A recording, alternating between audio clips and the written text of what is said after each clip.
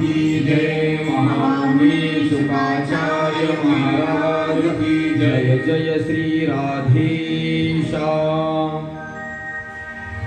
आणि असो कार्यक्रमामध्ये विघ्न येईल असं काही करू नका, कारण की कथेचा तो अपमान आहे. आणि ज्यावेळेस यशोदा माता भगवंताला विचारत होते की सांगतो माती खाल्लीस का, मुखामध्ये ज्यावेळेस भगवंताने यशोदा मातेला 14 भुवन दाखवले. प्रत्येक भुवनामध्ये एक यमुना नदी, ते यमुना तीरी असणारा श्रीकृष्ण भगवंत आणि यशोदा माता त्यांना असणारा प्रश्न विचारते. असं एका भुवनामध्ये नाही तर एका भुवनामध्ये परत एक श्रीकृष्ण भगवंत, त्याच्या मुखामध्ये असणारा प्रत्येक असणारा दुसरे एक भुवन, असे 1 आणि 2 नाही तर 14 भुवन दाखवले. यशोदा मातेला आश्चर्य वाटलं.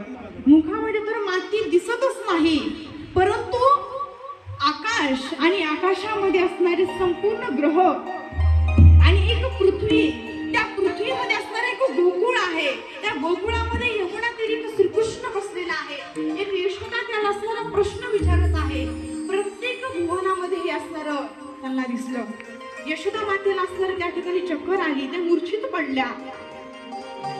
आणि यशोदा मातेला या गोष्टीचं भान राहू नये किंवा त्यांना या गोष्टीची भीती वाटू नये म्हणून त्यांच्या डोक्यामध्ये त्यांनी जे काही पाहिलं ते भगवंतांनी परत असणारं विलीन करून टाकलं. आणि सुरुवाती